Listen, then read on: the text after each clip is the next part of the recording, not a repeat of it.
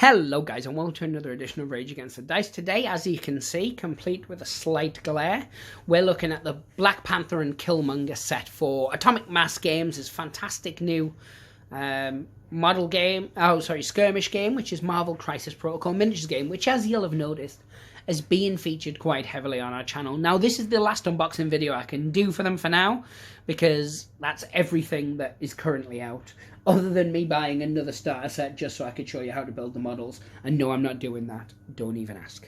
So yeah, this one, oddly, is cheaper than the Shirai and Akoi one, and I know for a fact this comes with more cards. So what we're going to do is we're going to dive straight into it, because you guys have seen the box art. Most of you probably already own it. So yep, let's have a look. The little bit of card keeps it safe. The instructions on how to build. By now you're pretty familiar with them. Black Panther 6 steps. Killmonger 8 steps. So a little bit more, but not too many. Looks like it's probably going to be simple enough to build. Once again, it comes with 4 bases. That seems to be a standard. I'm building up a load of extras. Always better to have and not need, etc, etc. So let's get these out. Once again, as I always say in my videos, keep your baggies because they're good for tokens and things like that. And because it's plastic, you know, do your part. Save them, recycle them. Don't throw them away in a normal bin. Yeah. So you get your tokens. This one you get tokens for the missions. You get the Black Panther tokens, and you get Killmonger's kill counters. I believe that's what they are. And then 1 staggered token. So you don't get any power or any damage tokens in any of the Wakanda sets thus far.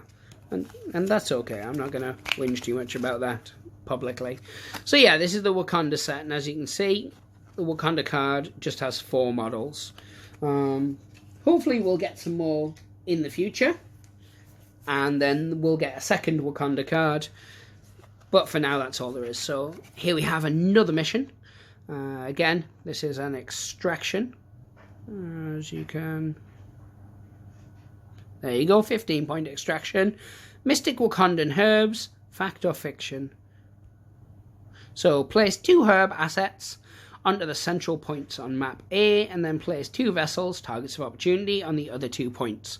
Players score 4 victory points if an allied character is holding their herb whilst contesting their vessel. During the cleanup phase. A character holding a herb cannot perform more than one move action per turn, adds 1 die to physical attack rolls, and has an immunity to slow and stagger superpower, so that's pretty good. And then herbs placed farthest from the player's board edge and vessels placed closest to the player's board edge. Yeah, so that's how you set it up. So again, another mission. It's pretty good. We're getting quite a stack of them so far.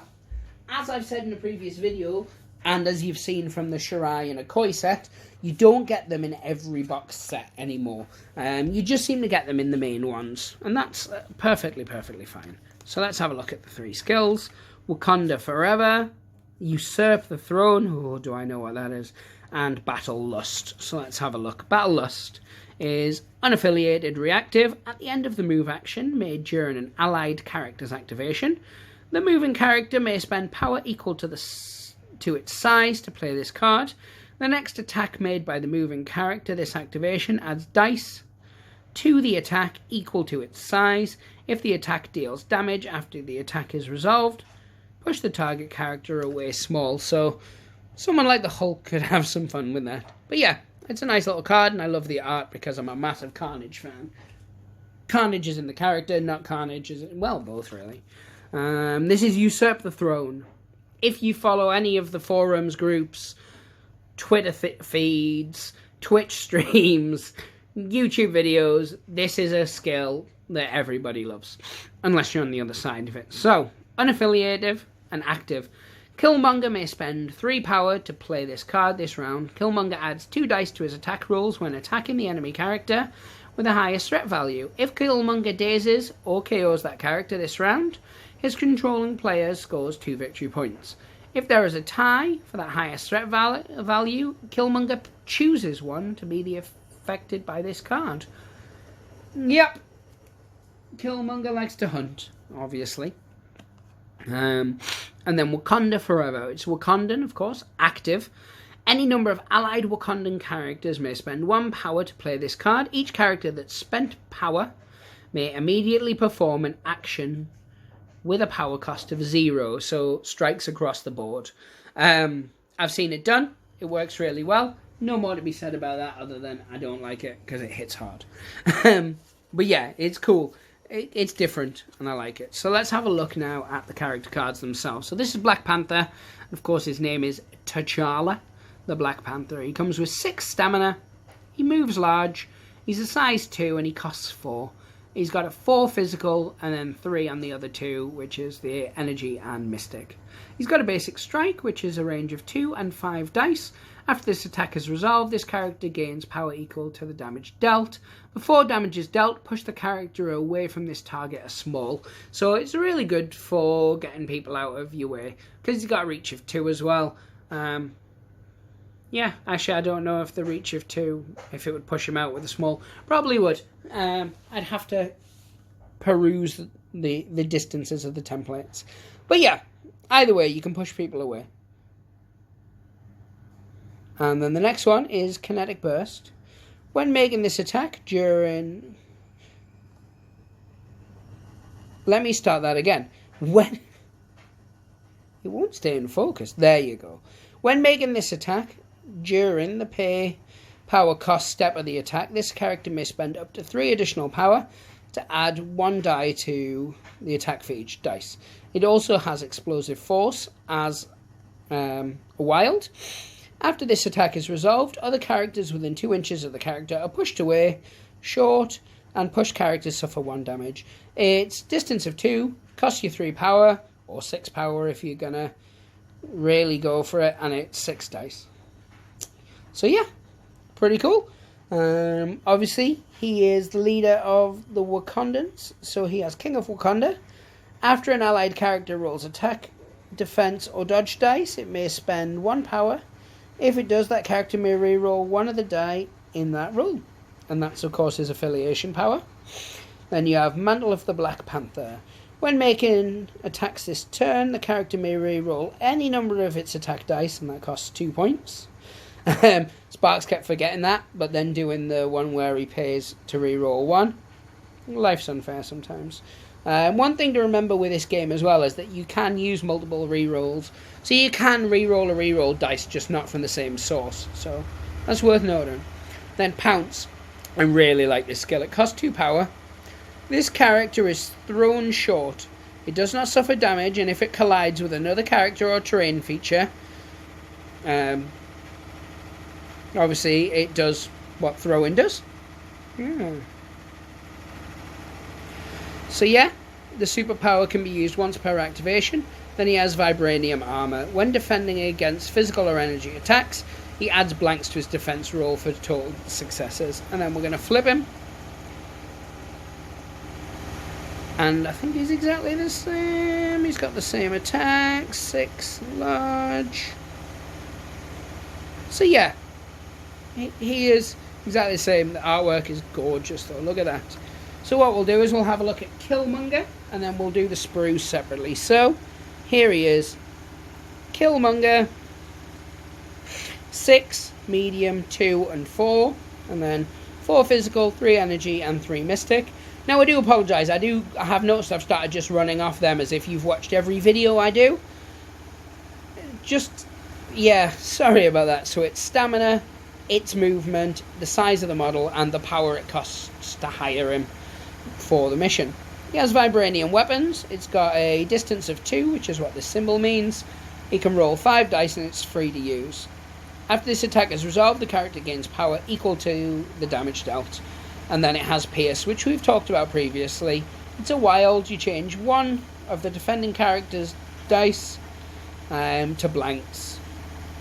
So it's pretty good, as you guys know. Anybody who's used it knows it's good anyway. Next one is Black Ops Strike. It's a distance of 3, roll 7 dice and it costs 3 power. If the attack deals damage after the attack is resolved, place this character within 1 of the target, and it can also stagger the character on a wild. He has charge, and obviously we know how good charge is from Zemo. Cost 2, it's an action. This character immediately makes a move action followed by an attack action. This superpower can only be used once per turn. Special Forces, when this character is attacking, it may use the superpower during the calculate success step of the attack, and it may count its defensive results as successes instead of its attacking results. So again, it's something we looked at in the Shirai and Okoye video, but it's good. It means that if you've rolled a really bad hand, you can flip it, as it were. Then you have Focus at the Kill, which is reactive. If the character makes an attack roll against a character who has already made an attack against this turn, it adds 2 dice, and that works really well. And then Kill Count. When this character dazes or KOs an enemy character, it gains a kill counter. When this character is attacking, it may roll 1 dice with a kill counter or a kill token. And then we'll flip him the other way. Nope, that's blurry. And he's 5, medium 2 and 4. So he goes down by 1 wound, but other than that, he doesn't gain any extra. So I think what we're going to do, because we've looked at the cards, is we're going to go and look at the sprue, and then I'll build them up.